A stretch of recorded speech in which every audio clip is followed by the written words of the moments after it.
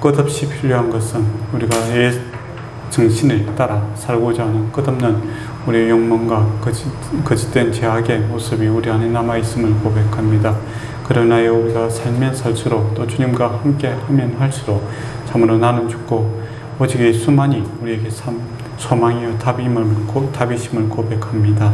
이 연약한 자들을 주께서 한번 선택하시고 결코 버리지 아니하시고 끝없는 사랑과 용서로서 우리와 함께하여 주심에 감사드립니다. 주의 크신 은혜를 입었사오니 참으로 이제는 내가 산 것이 아니요 내 안에 예수 그리스도께서 산 것임을 고백하는 자 되게 하시고, 또 우리의 무지함과 무능한 육신을 의지하는 자가 아니라 주 성령을 의지하며 살아가는 믿음을 허락하여 주시옵고, 믿음의 열매를 맺게 하시고, 또 주님께 영광 찬양을 돌릴 수 있는 하나님의 군사된 자로서 살아가게 하여 주시옵소서. 이 어려운 시기에 참으로 주께서 주의 날개 아래 품어주심으로 우리가 아직까지 살아가고 있음을 고백합니다. 주의 날개 안에서 평안을 누리게 하시고 기쁨을 맛보게 하시고, 우리가 회복되어서 참으로 이 세상에 빛과 소금이 거리잘 감당할 수 있도록 주께서 저희를 붙들어 주시옵소서. 또 축복의 통로의 삶을 잘 살아갈 수 있도록 하늘의 좋은 것과 땅의 좋은 것들로 우리의 삶을 가득 채워 주시옵소서. 오늘 주님 앞에 나왔습니다. 주께서 우리를 붙들어 주시고 사랑하심의 그 놀라운 은혜를 경험케 하시고 알게 하시고, 또 주님께 기도함으로써 더욱더 능력을 더 있는 시간들 되게 하시고, 위로가 더하는 시간들 되게 하시고, 살아계신 하나님과 우리를 모든 세상을 주관하신 하나님을 경험케 하여 주시옵소서. 예수님 이름으로 기도드리옵나이다. 아멘. 1장 2절에 보면 1장 2절에 보면 너희 조상의 날에 이르러 이런 일이 있었느냐, 너희 날에나 너희 조상들의 날에나 그는 지금이나 가거나 이런 날이 있었느냐라고 이렇게 하나님께서 이스라엘 백성들에게 물어보고 있습니다. 어떤 날이냐면 메뚜기 재앙이죠. 메뚜기 재앙으로 인하여 온 나라가 어려움을 당하고 참 있는 그런 모습들이 옛날이나 지금이나 있었더냐라고 이야기하고 있습니다. 아주 심각한 날이다 하는 것이죠. 그러면 이 재앙을 만났을 때 생각해봐라 라는 것이죠. 생각해봐라. 그러면 무엇을 생각해야 되겠는가 이거죠. 우리도 지금 코로나로 인하여 온 세계가 참 이런 날이 없잖아요. 또 제가 지난주에도 말씀드렸지만 자연 불도 나고 전쟁도 나고 이렇게 온 세계가 한꺼번에 올 수 된 적은 우리 아버지 때나 어머니 때나 저희 때나 우리가 겪어보지 못한 이러한 시대를 살아가고 있습니다. 그와 같이 구약에서 보면 요에스가 이 메뚜기 재앙을 두고 그렇게 이야기하는 거죠. 너희 조상 때나 지금 때나 너희가 살아있는 경험상 이와 같은 날을 만나보았느냐 이렇게 물어보는 거죠. 그럼 한번 생각해봐라. 왜 이런 날이 왔는가 생각해봐라 라는 것이죠. 우연이 아니다 라는 겁니다. 세상 사람들은 왜 이런 날이 왔는가 라고 했을 때 원인을 한번 찾아보려고 이야기를 하죠. 그래서 우한에서 중국 과학자들이 바이러스를 만들었다는 사람도 있고, 아니다 자연적으로 박쥐에게서 나온 사람 그렇게 인간에게 이렇게 전달되었다 그런 식으로 이야기하는 사람도 있고, 여러 가지 설이 있죠. 그러나 그게 주께서 원하시는 답이 아니다 하는 것이죠. 세상 사람들은 하나님의 주권을 여호와 하나님으로 인정하지 않습니다. 그러니까 모든 원인들은 이 자연 발생 내지는 인간이 한 행위들에서 뭔가를 찾고자 하죠. 그런데 그렇게 찾아서는 답이 안 오더라라는 것이죠. 인간들에게 찾았더니 인간들이 협조를 안 하잖아요. 여러분이 아시는 것처럼. 만약에 모든 사람들이 다 마스크 쓰고 한 2주 동안 집에만 탁 있다 그렇게 하면 어떻게 되겠습니까? 중식이 되겠죠. 그런데 아무리 백신을 내놔도 어떤 사람은 맞지도 않고 또 규칙도 지키지도 않고 그런 현상들이 나타나게 되고, 또 그렇게 열심히 한들 또 전파는 또 전파대로 되고, 그러니까 사람이 답을 얻지 못하더라 하는 것이죠. 근데 만약에 자연 발생적으로 됐다라고 하면 자연 발생적으로 또 없어져야 되잖아요. 청직이 나타나고 그렇게 하면 기승을 부리던 것들이 없어져야 되잖아요. 한국에서도 항숙개구리 때문에 한때는 시끄러워서 잠을 못 잔다 그런 이야기가 있었는데 요즘에는 조용하잖아요. 처음에 황소개구리가 나타났을 때 천적들이 저거 먹는 건지 안 먹는 건지 몰라서 내버려 두었단 말이에요. 그러다가 이제 다른 청적들이 보니까 맛있는 거예요. 그래서 먹어 치우죠. 그러다 보니까 황소개구리가 이제 좀 조용해졌어요.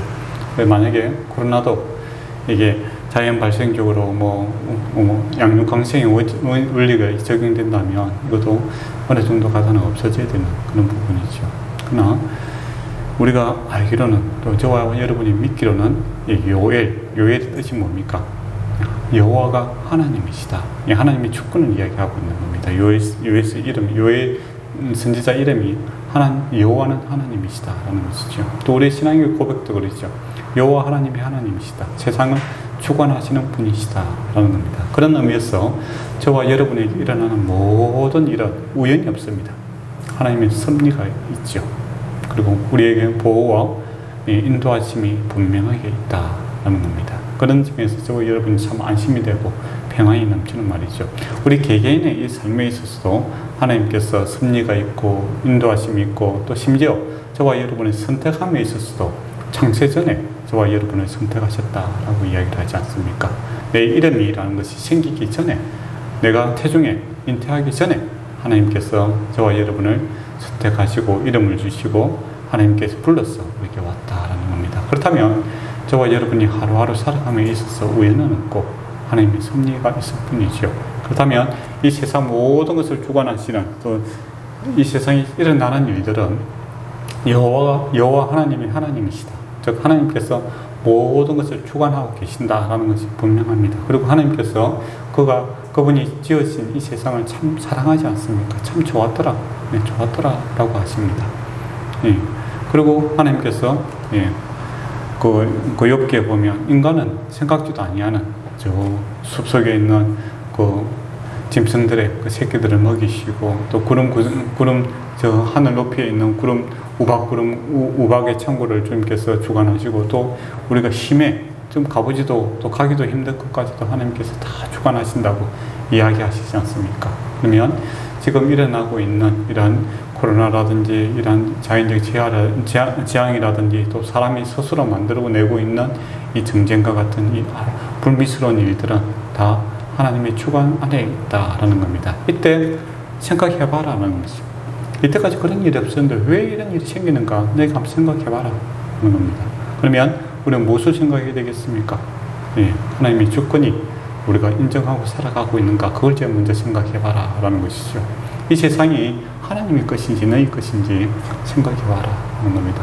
사람들은 끊임없이 하나님을 배제하려고 하고 세상의 주인은 사람이다. 그리고 만물의 영장은 사람이다 라고 사람이 마음대로 해도 되는 것처럼 그렇게 살았죠. 그리고 사람들까지도 사람이 불이 묻고 그런 노예화시키고 또 힘과 권력이 있다면 사람도 생명도 아끼지 아니하고 죽이는 그러한 죄를 범하고 있는 그런 모습들이 세상에 가득했다라는 겁니다. 그런데 창세기에서 보면 하나님께서 저와 여러분을 인간을 뭐라고 합니까? 청지기로 불렀는 거죠. 다스리라 라고 하는 거지 괴롭히라고 했는 거 아니지 않습니까? 파괴하라는 것이 아니에요. 하나님께서 주신 그 창조의 원리에 따라서 아름답고 영광 돌릴 수 있는 그러한 곳으로 우리가 관리하고 다스려야 되는데 이 죄가 들어옴으로써 어떻게 됩니까? 다스리는 것이 아니라 파괴하고 지배하려고 들고 이용하려고 드는 이런 그런 모습들이 가득 차게 되죠. 그러니까 죄가 들어왔다라는 겁니다. 그 죄의 삭은 뭡니까? 사망이죠. 이 죽음의 열매들이 많이 넘치더라라는 것이죠. 또 창세기도 보면 인간이 가인이 아벨을 죽였을 때 땅이 저주를 받지 않습니까? 그리고 유리 방황하는 자들이 되죠. 그것처럼 그런 모습들이 그대로 나타나는 겁니다. 사람들이 죄가 어디 가나 하지만은 죄가 어떻게 갑니까? 땅을 더럽히는 거죠. 자연을 더럽히고 사람 관계를 더럽히고 그러니까 정착하지 못하는 자들, 유리 방황하는 자들이 되어요. 헤매고 있다라는 겁니다. 길이신 주님을 잃어버리고 방황하는 자들이 되어버렸고 또 스스로 살기 위해서 스스로 성을 세우고 분리하고 우리의 힘으로 뭔가를 해보자 라고 외치며 자기들 이름을 내기 위해서 온갖 것들을 하고 있는 것이 예나 지금이나 동일하게 나타나고 있다라는 겁니다. 근데 하나님께서는 이 죄악을 기뻐하지 아니하시는 분이십니다. 이 죄와 하는 영원히 갈 수 없는 분이죠. 그래서 예수님께서 이 죄를 갖다가 해결하기 위해서 이 땅에 오셨지 않습니까? 그리고 자기 목숨을 바쳐서 이 문제를 해결했는 것이요. 그만큼 죄에 대해서 하나님께서 엄벌하고 계시는 것을 봅니다. 그리고 그분께서 죄를 싫어하시는 분께서 만왕의 왕으로서 이 세상을 통치하고 계십니다. 근데 이와 같이 어려움들이 왔을 때 우리가 생각해 봐야 됩니다. 그 좋으신 주님, 나를 위해서 목숨을 아끼지 아니하는 그 주님이 왜 통치하고 다스리고 계시는데 이 죽음의 냄새, 이 코로나로 인해 많은 사람들이 죽어가고 있고 사람과 사람들 관계가 단절되고 있고 또 세상은 또 기후변화로 인하여 많은 재앙 가운데 있는가? 하나님의 통치가 뭔가 문제가 있는가? 하나님의 마음이 바뀌었는가? 아니다 라는 겁니다. 아니고 여전히 그 원인은 저와 여러분이 죄 가운데 있고 또 세상이 죄 가운데 있는데 돌이킬 생각을 안 하고 전혀 내가 하나님 생각을 하지 않고 살아간다 라는 겁니다. 그래서 하나님께서 이 세상의 주인이 인간이 아니다 라는 것을 보여주는 겁니다. 우리가 이런 재앙들이 없을 때 허구한 날 나타나는 일은 뭡니까? 마치 사람이 유토피아를 만들 수 있는 것처럼 과학기술과 문명이 조금만 발달되면은 뭐 구름도 비도 다 자기들이 주관할 수 있는 것처럼 그렇게 또 건강도 100살, 150살 뭐 그런 이야기가 얼마 전까지만 그 코로나 오기 전까지만 해도 제가 강의 들을 때 보니까 150살 이야기를 하더라고요. 근데 요즘에는 그런 강의는 쏙 들어가 봤어요. 천년을 살던 주님 앞에서는 단 하루인데 별 의미 없는 것이잖아요. 그런데 인간이 조금 날숨 들숨 좀 하면 마치 하나님이 되는 것처럼 그렇게 행동을 하고 또 온갖 그 권력 남용과 또 탐욕으로 인하여 죄악을 품고 살아가니 하나님이 생각하지 않고 또 마지막 날을 생각하지 않으니까 하나님 오실 날 여호와의 날이죠. 여호와에서 나오는 여호와의 심판의 날 구원의 날을 생각하지 않느냐니까. 그렇게 생각 없이 살아가다가 다 죽을 수는 없잖아요. 다 죽을 수는 없잖아요. 그래서 하나님께서 이런 어려움을 줌으로써 인간의 한계를 경험케 하는 겁니다. 인간 주인이 아니구나. 성경에서 말하는 것처럼 인간의 호흡은 코에 있구나. 참 5분만 숨 못 쉬면 그냥 허무하게 죽는 이생들이구나. 열이 한 3도만 더 올라가도 우리는 저와 여러분이 3도, 한 40도 고열을 앓으면서 1시간 정도 견뎌봐요. 그 다음에 열이 떨어진들 그 사람이 온전하겠습니까? 내 세포가 다 많이 죽고 그래서 후유증 때문에 엄청나게 고생을 하지 않습니까? 인간이 그만큼 연약한 존재들이다라는 겁니다. 그 연약한 인생들이 하나님을 대적하고 있는 것처럼 온 세상을 주관하고 있는 것처럼 그렇게 살아가니 하나님께서 안타까운 거죠. 그래서 그 요의 시대 때는 이제 메뚜기 재앙을 통해서 인간이 이 평소에는 뭐 팜 한번 밟아버리면 끝이 이 메뚜기 앞에서 어찌 앞에를 모르는 것처럼 지금은 저와 여러분이 알고 있는 것처럼 이 코로나로 인하여 참 어찌할 바를 모르고 있는 겁니다. 이때 우리가 생각하고 돌이켜야 되는 것은 하나님께로 돌아가자라는 겁니다. 여호와 하나님께서 여전히 만군의 하나님으로 만주의 주로 다스리고 계신다라는 그 생각을 다시 해야 됩니다. 그리고 우리 마음속에 그릇된 우상들을 내어버려야 되는 거지요. 하나님이 나의 주인이시다. 하나님이 여호와 하나님이 나를 통치하시고 주권이 하나님께 있다라는 것을 교회에서 배우는 내용이 아니라 제일 먼저 적용해야 될 것은 나에게 적용해야 되는 겁니다. 저와 여러분의 마음속에 우상이 없었는가? 그랬던 제약이 없었는가? 하나님 주신 생명보다 더 귀하게 생각하고 섬겨가는 그런 헛된 우상들이 없었는가? 그런 것들을 하나님보다 더 위대하게 생각하고 그거 없으면 못 사는 것처럼 생각했던 것들이 없는가? 이 우상들을 버려야 된다는 겁니다. 그리고 그릇된 신앙도 버려야 됩니다. 유대인들은 여호와의 날이 오면 자기들은 구원받고 이방인들은 다 심판받을 거라고 생각했습니다. 근데 요에스에서 이야기하는 것은 뭡니까? 여호와의 날 되면 너희가 하나님의 백성, 성전 안에 있는 백성, 예루살렘에 있는 너희 백성부터 심판하겠다라고 이야기하죠. 하나님 백성이 하나님 백성답게 살지 못한 것들에 대해서 하나님께서 심판하시겠다라는 겁니다. 그래서 하나님의 심판, 이것은 혈과 육에 있는 것이 아니라 마음을 짓는 자에게 있다라는 것이죠. 2장에 보면 옷을 찢지 말고 2장 13절에 보면 너희는 옷을 찢지 말고 마음을 찢고 너희 하나님 여호와께 돌아올지어다. 은혜로우시며 자비로우시며 노하기를 더디하고 인애가 크시사 뜻을 돌이키며 재앙을 내리시 아니하시리니 라고 되어 있지 않습니까? 마음을 찢는 자 그들이 구원을 받는 겁니다. 예수님 표현대로 하면 뭡니까? 심령이 가난한 자죠. 심령이 가난한 자가 구원을 받는 것이 무늬만 유대인 또 히브리인 또 요즘 말로 하면 무늬만 교회 다닌다고 해서 구원받는 것이 결코 아니다라는 겁니다. 우리가 교회 성장을 워낙 강하게 이야기하다 보니까 무늬만 교회만 왔다 갔다 해서 다 구원받는 걸로 그렇게 생각했는데 그게 아니다. 심령을 찢어야 됩니다. 심령이 가난한 자가 구원을 받는 것이지, 옛날 같으면 회당이고 또 성전이고 또 지금 같으면 교회죠. 교회만 왔다 갔다 한다고 구원받는 게 아니다 하는 겁니다. 진정으로 예수님을 주로 그리스도로 받아들이고 주님 내 힘으로는 도저히 축복할 수 없다는 그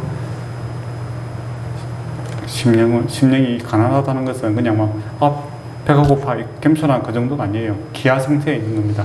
도저히 안 된다는 것이 도저히 안 되는 것. 그걸 고백하는 자, 천국이 너희 것이다 라고 하고 애통하게 되는 것이죠. 나의 죄 때문에, 세상의 죄 때문에, 또 우리 주변에 있는 가족들과 이 사람들이 살아도 산 것이 아니잖아요. 요거는 우리 가족들 만나고 참 불쌍해요. 밥을 못 먹어서 불쌍한 것이 아니라 예수님 안 먹고 사니까 지옥에 살면서 사는 것 같아요. 제가 보기에는. 그렇다고 해서 서로 괴롭히고 그렇게 살아가는 건 아닌데, 주님 없으니까 허무하게 살아가는 거죠. 안타까워요. 그래서 마음이 아파요. 왜 예수님을 안 믿는가? 왜 그들은 그렇게 죽어가고 있는가? 세상의 모든 아픔과 고통을 그대로 느끼면서 그냥 세상에 주는 세상대로 살아가니까 세상의 그 아픔들을 그대로 그냥 느끼고 살아가잖아요. 주님 주시는 기쁨을 모르고 살아가는 그 안타까움이 참 힘들어요. 왜 안 믿는가? 그게 참 안타까워요. 그렇게 저뿐이겠습니까? 정말 이런 주위에 있는 사람들이 지금은 배부르고 등 따시고 또 좋은 거 먹고 마시고 그렇게 해도 예수님은 그 공허함과 그 허무함과 그 불안함과 그거 어떻게 견디고 살아가는가 참 안타까워요. 그런 가운데 살아가는 것이 인생 아니겠습니까? 그러나 주님께서 아시잖아요. 그래서 이 재앙을 주시고 또 우리에게 시험을 주신다는 건 뭡니까? 빨리 깨달으라는 것이죠. 너희 삶의 주인이 너희가 아니라 하나님이시다라는 겁니다. 하나님께로 돌아오라. 심령을 찢고 주님 앞에 돌아오라. 라고 해서 인간의 한계를 보여주기 위해서 요새에는 메뚜기를 보내고 지금은 코로나와 또 우리에게 어려움들을 줍니다. 인생의 고난들을. 그때 돌이켜야 됩니다. 회개하고 심령을 찢고 주님께 돌아와야 답이 있죠. 그거 보면 처음에 이제 늙은 자들에게 이야기를 하죠. 늙은 자들은 들으치었다. 경험이 많은 사람들입니다. 너 경험상 해봐라. 오래 살아온 사람들이 그러니까 역사와 정통을 한번 따져봐라. 인간에게 답이 있느냐? 이와 같은 일이 있었느냐? 너희가 이 문제의 답을 해결할 수 있느냐? 물어보는 것이 없다는 것이죠. 그리고 이 말을 후세에 계속 전해라는 것이죠. 인생에 답이 없다는 겁니다. 인생의 문제들을 해결할 수 없으니 하나님 믿어라, 제발. 그 이야기를 하는 거죠. 그리고 심판에 대해서 아까 전에 사절을 보면 파주기와 메뚜기와 그런 너치와 홍충 다 같은 말입니다. 메뚜기의 다른 이름들이죠. 성장 과정에 따라서 이름을 붙여진 것은 네 번이나 이야기하는 것은 이것이 종말론적인데 총체적으로 그리고 포괄적으로 모든 것에 있어서 다 그와 같은 심판이 메뚜기 재앙이 있을 것이다 라고 주님께서 이야기를 하죠. 그리고 또 오지를 보면 취하는 자들은 뭡니까? 우리 저기 술 드시고 맨날 살아가시는 분들, 맨날 술 먹는 분들 뭡니까? 정치 경제 보니까 관계 없잖아요. 사이가 어찌든 간에 내만 즐겁고 마시면 된다. 그런 생각으로 살아가는 사람들, 사회라든지 어떤 가정이라든지 또 하나님에 대해서 전혀 관심이 없는 자도 이러한 어려움들을 겪게 되면 정신을 차리게 된다는 것이죠. 한번 생각해 보라는 것이죠. 울지어다. 평소에는 그렇게 별 생각 없이 살았는데 이런 어려운 메뚜기 재앙이 오니까 그 사람들도 고민하게 된다는 겁니다. 아무 생각 없이 살아가는 자도 고민할 수밖에 없는 상황을 하나님께서 주신더라 하는 겁니다. 저와 여러분이 별일 없을 때 고민하고 살아가는 것이 좋습니다. 별일 없을 때 주님의 뜻을 찾고 주님이라면 어떻게 하고 살아갈까, 이걸 고민하는 가장 복된 일이에요. 그래서 하나님께서 이 취하고 있는 자들, 술 취해서 뭐 자기 마음대로 살아가는 자들에게도 구원의 손길을 펼치고 있는 겁니다. 울부짖는 시간을 주는 거죠. 아, 이거 큰일이구나 하는 것입니다. 그리고 포도주를 마시는 자들, 포도주는 이제 지금 같으면 좀 럭셔리한 문화잖아요. 지금도 그 옛날에 그랬죠. 포도주가 아주 고급 음료입니다. 그래서 뭐 우리가 뭐 고급 레스토랑 가면 저녁에 이제 고기하고 스테이크하고 와인 한 잔 먹는 거잖아요. 그런 자들, 삶을 누리고 있는 자들도 울부짖게 되는, 예, 한번 생각하게 되는, 전혀 이제 뭐 현대 사회로 뭐 돈 있고 뭐 그런 사람들 별 삶에 있어서 별 걱정 없을 것 같은 사람에도 걱정거리가 생기는 겁니다. 이 메뚜기 장이 오므로 삶이 완전히 무너지게 됨을 통해서 인생이 먹고 마심이 이것으로 끝나는 것이 아니구나. 또 내가 오늘까지는 먹고 마시는 것이 부유롭게 살아가는 것이 내 힘으로 된 것이 아니구나 라는 것을 돌이켜보라는 겁니다. 하나님께 감사하지 아니하고 더 부자 되기 위해서 많은 사람들이 탈취하고 약취했던 것들에 대해서 회개하라는 것이죠. 회개를 기회를 주고 있는 것이 얼마나 감사합니까? 예, 그래서 6절에 한 민족이 내 땅에 올라오리라. 메뚜기뿐만 아니라 북방에서 민족을 내려와서 내가 범죄했던 것 때문에 이빨이 사자이빨 같고 어금니나 암사자 어금니가 또다시 뭡니까? 사자가 물어뜯는다고 생각해봐요. 큰 심판을 당하게 될 것이다. 지금이라도 회개하라는 것이죠.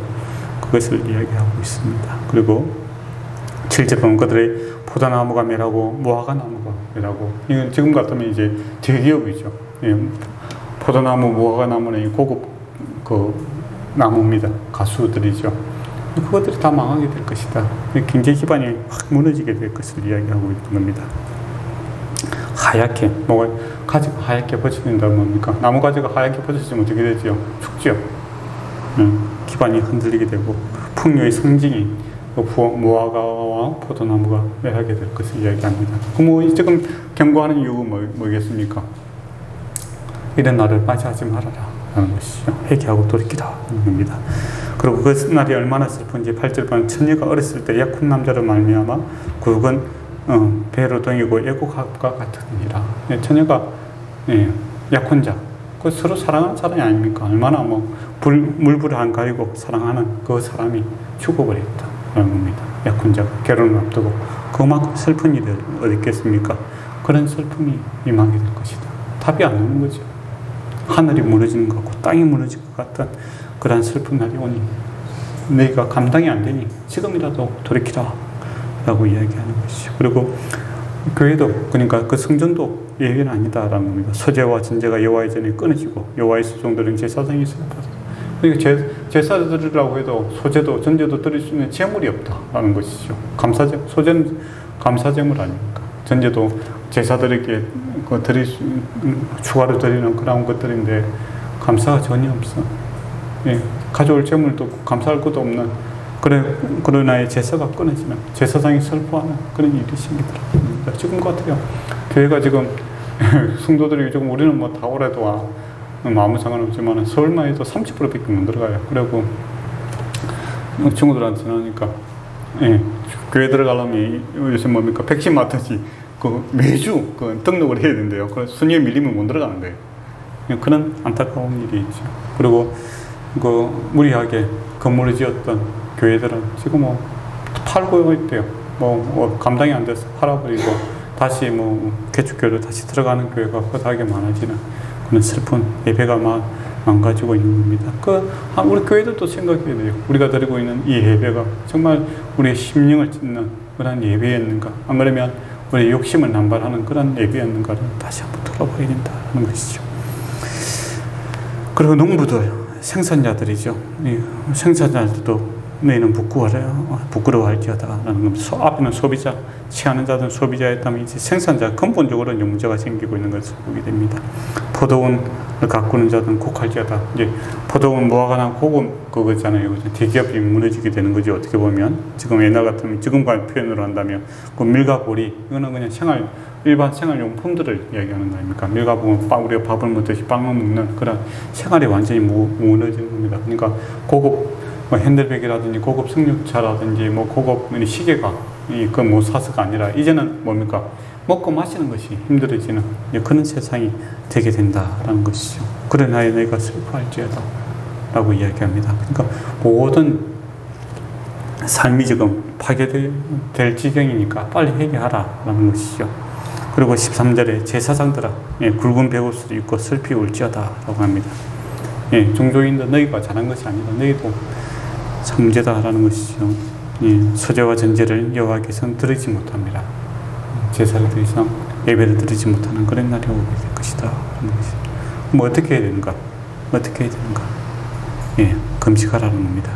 금식하고 성회를 소집하여 장로들과 이 땅의 모든 주민들이 너희 하나님 여호와의 성전을 모으고 여호와께 부르짖으라 라고 되어 있죠. 답은 하나님께 있다라는 겁니다. 하나님께. 누구나 다 모든 사람, 제사장부터 해서 장로들부터 해서 모든 사람들이 모여서 성전에서 하나님께 부르짖으라. 슬프더라도 그날이여 여호와의 날이 가까워왔으니. 그러니까 평소에는 여호와의 날이 오면 우리가 구원받고 우리가 좋을 줄 알았는데 너희가 첫 번째로 시험 대상이다. 뭡니까? 심판 대상이다. 그렇게 하니까 이게 뭐 뜻도 보도 못한 소리고 깜짝 놀라는 거죠. 자기들은 뭐 무늬만 이스라엘 백성이니까 하나님 백성인 줄 알았더니 너희 심령이 우상이 가득하고 생활이 이방인들보다 더 못한 생활을 하는 하나님께서 너희부터 정결케 하겠다라고 심판을 선고합니다. 그런데 하나님께서 이렇게 이야기하시는 이유는 그들을 사랑하기 때문이죠. 그렇게 지금이라도 부르짖으면 어떻게 하겠다는 겁니까? 정능자 하나님, 심판을 주관하시는 하나님께서 돌이키겠다라고 이야기를 하고 있습니다. 참 얼마나 그 징계가 어떻게 보면 하나님의 크신 사랑이다 하는 것을 보게 되죠. 그래서 하나님께서 2장에 금식하며 애통하며 12절입니다. 금식 이제라도 여호와의 말씀이 이제라도 안 났다는 겁니다. 이제라도 이 시험 있다고 당하고 있는 이때라도 금식하고 울며 애통하고 마음을 다하여 내게로 돌아오라. 하나님께서 목적은 뭡니까? 심판을 주는 시험을 주는 이유는 여호와께 돌아오라는 겁니다. 유턴. 저번에 주일에도 말씀드린 회개는 우는 것이 목적이 아니라 회개하고 돌이키는 겁니다. 내 삶을 반영한 내 중심적으로 살아가고 세상 욕심대로 따라가는 것이 아니에요. 이제는 여호와께 들어와서 주의 뜻대로 하나님 중심으로 다시 돌아가야 된다는 것이죠. 근데 하나님께서 어떤 분이시라는 겁니까? 너희가 마음을 찢고 온다면 은혜로우시며 자비로우시며 노하기를 더디하시며 인애가 크시며 뜻을 돌이켜 재앙을 내리지 아니하겠다는 것이죠. 하나님께서 도와주실 것입니다. 그리고 또 중요한 말씀이 있죠. 32절을 보면 누구든지 여호와 이름을 부르는 자는 구원을 얻으리니 이는 나 여호와로 말미암아 시온산과 예루살렘에 패할 자가 있을 것이며 남은 자 중에 나 여호와의 부르심을 받은 자가 있을 것입니다. 그러니까 이렇게 경고를 해도 어떻다는 겁니까? 돌이키지 않는 자가 많다라는 것이죠. 그래서 이 심판이 계속 진행될 겁니다. 그러나 누구든지 신분 관계없이 가난한 자, 부한 자 관계없이 직분에 관계없이 누구든지 주를 부르는 자, 예수를 부르는 자, 여호와 하나님을 부르는 자는 구원을 얻게 될 것이다 라고 이야기합니다. 그렇다면 이 어려운 상황 속에서 누구든지 주님을 찾고 부르는 자 구원을 얻게 될 것입니다. 온 세상이 코로나로 인하여 또 여러 가지 어려움 가운데 있을지라도 주를 부르는 자, 주의 날개 아래 보호를 받게 될 것입니다. 소나비가 억수같이 와도 새 날개 아래에 있는 그 어린 새들은 비를 맞지 않지 않습니까? 그거와 똑같은 거죠. 누구든지 이거는 뭐 직분하고 관계없이 부르는 자가 구원을 받게 될 것을 이야기합니다. 또 세상에서도 똑같죠. 모든 자가 죄삭선 사망이라는 이 비를 맞고 죽어갈 것입니다. 그러나 누구든지 주의 이름을 부르는 자는 구원을 받게 될 것처럼 우리 삶에 있어서도 삶의 여러 가지 주의 심판이 있을지라도 누구든지 주를 부르는 자, 그 사람이 구원을 받게 될 것입니다. 그래서 오늘 저와 여러분이 주를 부르는 시간들 되기를 원합니다. 그리고 주님께 이 심령을 찢는 그런 사람들이 되기를 원해요. 뭐 심령을 들으라서 무조건 우는 것이 아니라 내 마음속에 정말 하나님보다 더 귀하게 생각하고 살아가는 것이 없는가? 내 삶에 있어서 정말 주여 주여 하면서 정말 내 예수 그리스도가 또 하나님께서 나의 주님이신가? 그걸 심각하게 생각해 봐야 됩니다. 그렇다면 그분이 주님이시라면 여러분은 안심하셔야 됩니다. 그분은 자비로우시고 은혜로우시며 구원하시기를 기뻐하시는 분이십니다. 우리 아버지시며 우리의 목사나 목자 되시지 않습니까? 예, 그분이 그분 앞에 그분을 찾는 시간 되기를 축원합니다. 기도하도록 하겠습니다. 아버지 하나님, 누구든지 주의 이름을 부른 자 구원을 받을 줄 믿습니다. 아버지 하나님, 주님께 피하고자 합니다. 이 코로나 시대와 또 경제적인 어려움과 또 질병과 여러 가지 문제들로 인하여 우리의 심령이 심히 힘들고 어려운 상황에 놓여 있습니다. 주께서 주의 이름을 부르고 구원을 받고자 하고 또 주님 주시는 기쁨과 평안이 우리를 다스리기를 원합니다. 또 주를 부르는 이 구원의 물결이 우리 가족들과 우리 친구들과 우리 이웃들에게 전거되어 구원의 물결이 차고 넘치게 하여 주시옵소서. 주의 날개 아래 피하는 자 되게 하시고 주의 구원의 방주로 들어갈 수 있는 자들 되게 하여 주시옵고, 참으로 우리가 감당치 못할 일을 만나사오니 참 모든 것에 답이 되신 주께서 은혜를 베푸심으로 우리에게 답과 길과 능력이 되어 주시옵소서. 예수님 이름으로 기도드리옵나이다. 아멘. 기도한 시간 갖도록 하겠습니다.